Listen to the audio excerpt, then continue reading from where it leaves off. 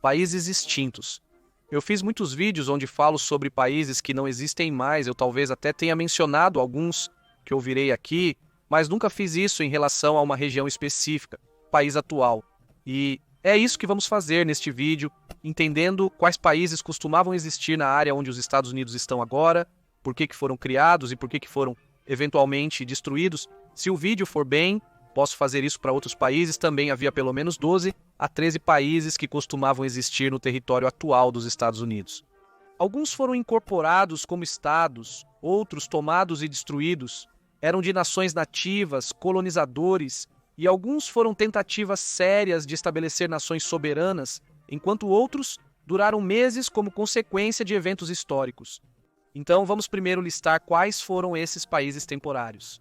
Eles foram a República de Vermont, Deseret, o estado de Muskogee, as repúblicas da Flórida Oriental, Flórida Ocidental, e as Flóridas, a Confederação Iroquois, a Nação Cherokee, a República do Indian Stream, a República do Texas, a República da Califórnia, a Grande República do Rough and Ready e o Reino do Havaí. Primeiro, a República de Vermont, que existiu de 1777 a 1791. O estado foi fundado quando delegados de 28 cidades se reuniram e declararam independência das colônias britânicas de Quebec, New Hampshire e Nova York, devido à insatisfação com a maneira como eram governados pelos britânicos. A República de Vermont, também conhecida como República de New Connecticut ou República das Montanhas Verdes, nunca foi reconhecida por outras nações, mas possuía sua própria moeda, o Vermont Copper. Os Estados Unidos da América não reconheceram a independência do país devido a disputas territoriais com Nova York.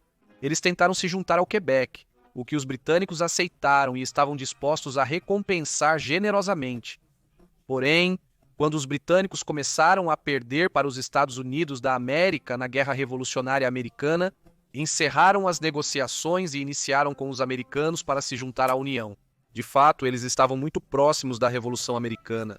Disse que a bandeira deles foi usada pelos Green Mountain Boys, uma força de milícia de Vermont que apoiou as reivindicações de New Hampshire e lutou contra os britânicos. Em 1791, foi admitido nos Estados Unidos como o estado de Vermont, com a Constituição e as leis do estado independente continuando em vigor após a admissão. A seguir, Deseret, que por um breve período pôde se chamar de país de 1849 a 1850. Mas o propósito de seus criadores não era ser um país, mas sim um estado reconhecido pelos Estados Unidos da América. Quando os pioneiros mormons se estabeleceram na área em 1847, era uma parte do México. No início, o líder da igreja local queria pedir o status de território ou estado. A proposta abrangia quase todo o atual Utah e Nevada, grandes partes da Califórnia e Arizona, e partes do Colorado, Novo México, Wyoming, Idaho e Oregon, embora a área real de controle de Deseret não incluísse todas essas regiões. Deseret era um estado-país autônomo, buscando reconhecimento como um estado, mas os Estados Unidos da América não concordaram com a criação do estado nos termos pretendidos pelos Mormons. Eles consideraram o projeto grandioso e ambicioso demais e relutaram em entregar o governo de um estado inteiro a uma instituição religiosa. Cogitou-se unir o Utah à Califórnia como um único estado, mas como um acordo, criou-se o território de Utah. Neste mapa, vemos em azul o território que os Mormons queriam estabelecer como seu estado Deseret, em comparação ao contorno pontilhado. Além disso, a ideia de criar um estado baseado no mormonismo começou a desaparecer após a chegada da ferrovia, que abriu o território para muitos colonos não mormons. Disse que a bandeira que eles usavam era semelhante à dos Estados Unidos, mas em azul. Presumo que a maior estrela central seria em representação do seu desejado estado. O nome deriva da palavra para abelha no livro de Mormon, e na atual bandeira do estado de Utah, ainda podemos ver uma colmeia em representação deste histórico estado temporário.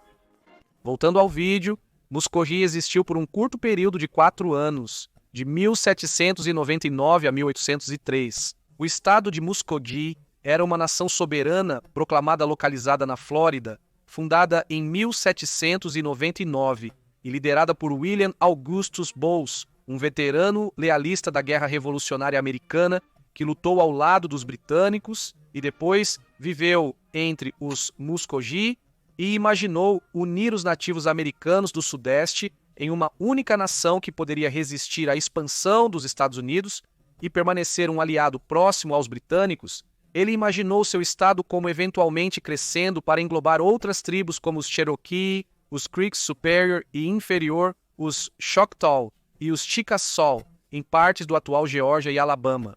Inicialmente, ele teve o apoio dos britânicos para causar inconvenientes aos americanos, mas logo o apoio sumiu, e o estado enfrentou oposição dos Estados Unidos da América e da Espanha. O fundador foi capturado pela Espanha e suas forças derrotadas pelos Estados Unidos da América, destruindo a ideia de criar uma nova nação na área. A Flórida Oriental, a Flórida Ocidental e a República das Flóridas estavam localizadas em áreas semelhantes, mas em períodos distintos.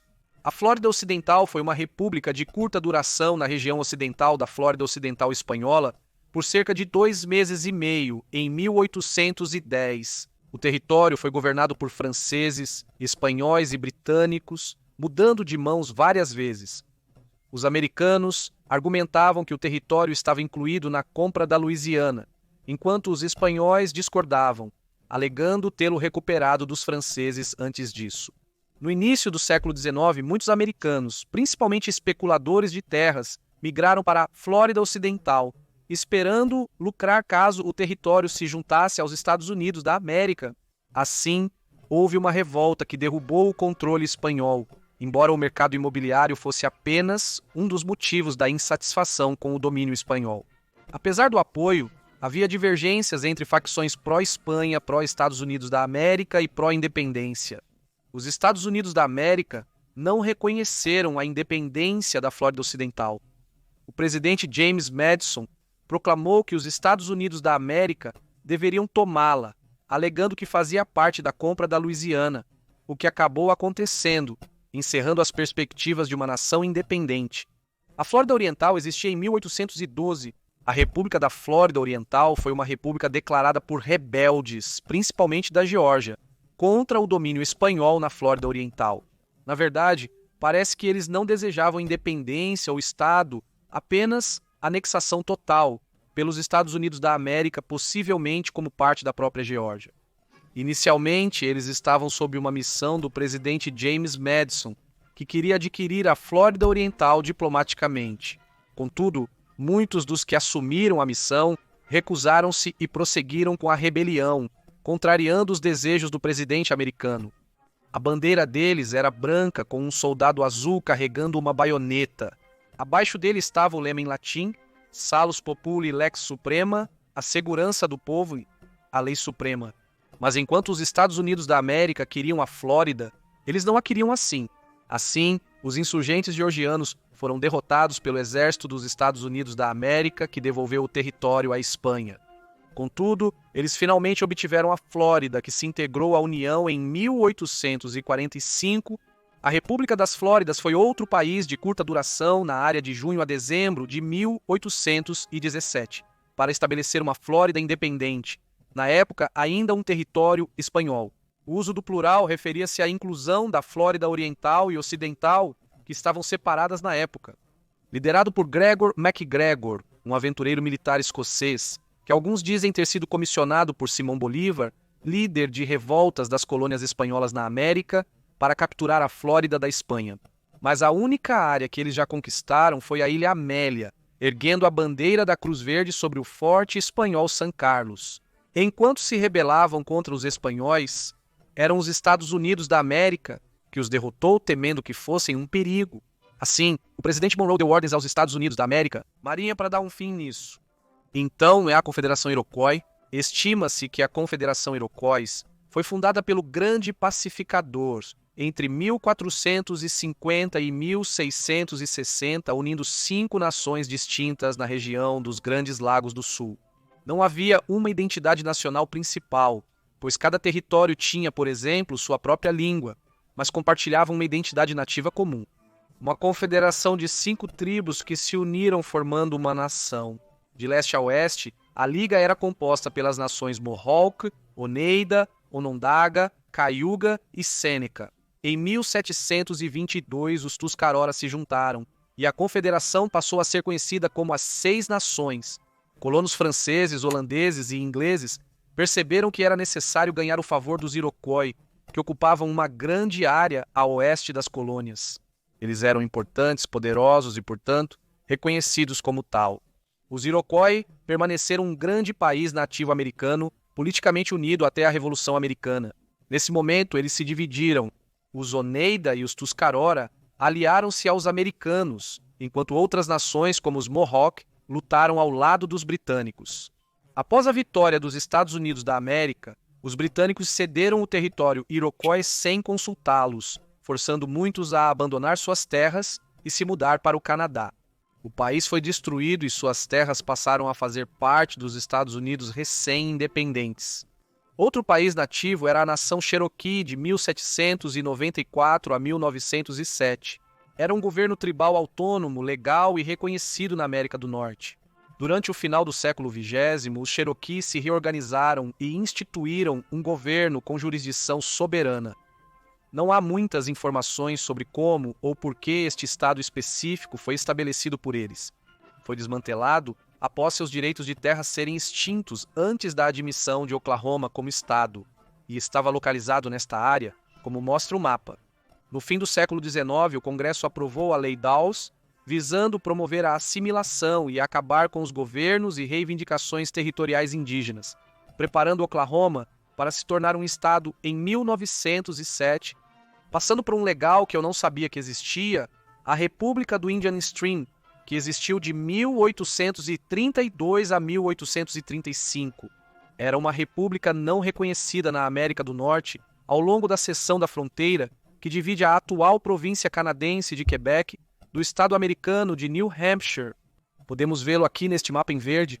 Sua constituição como nação independente resultou da fronteira ambígua entre os Estados Unidos e o Baixo Canadá britânico, definida no Tratado de Paris de 1783.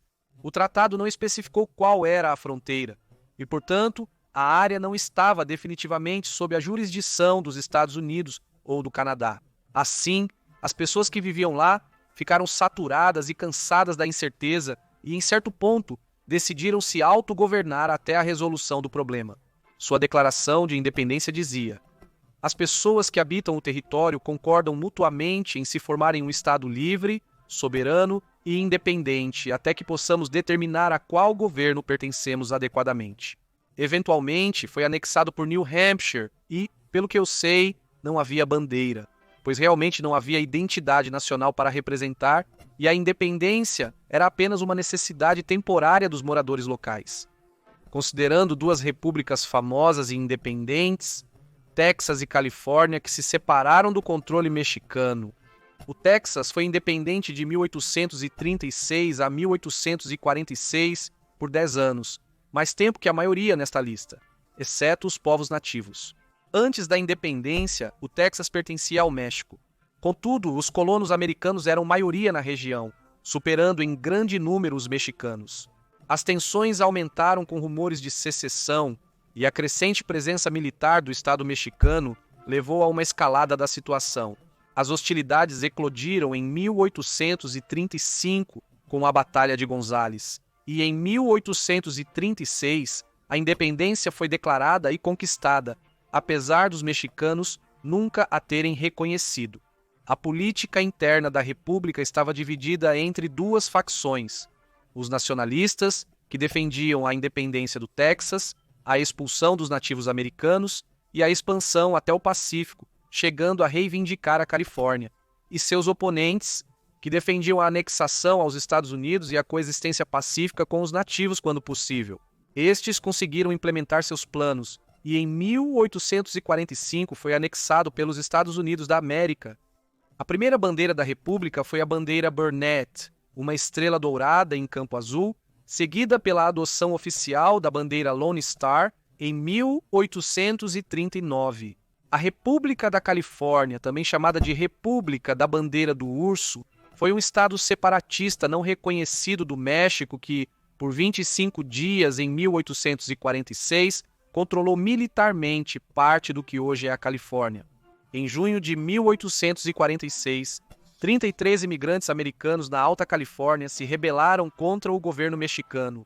Oficiais mexicanos temiam guerra iminente com os Estados Unidos da América e o crescente influxo de americanos para a Califórnia. E parece que a rebelião foi secretamente apoiada pelos Estados Unidos da América para preparar uma invasão total. Isso sugere que o objetivo nunca foi a independência, mas sim a autonomia como parte dos Estados Unidos da América. Outra coisa que aponta para essa ideia é que os rebeldes apenas elegeram oficiais militares, mas nenhuma estrutura civil oficial foi jamais estabelecida. E essa estrutura militar foi incorporada aos Estados Unidos da América, exército logo antes do território ser incorporado aos Estados Unidos.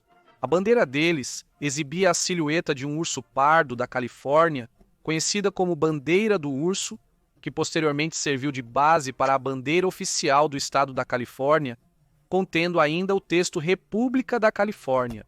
A Grande República do Rough and Ready, que existiu em 1850, tinha um dos nomes mais estranhos que já vi.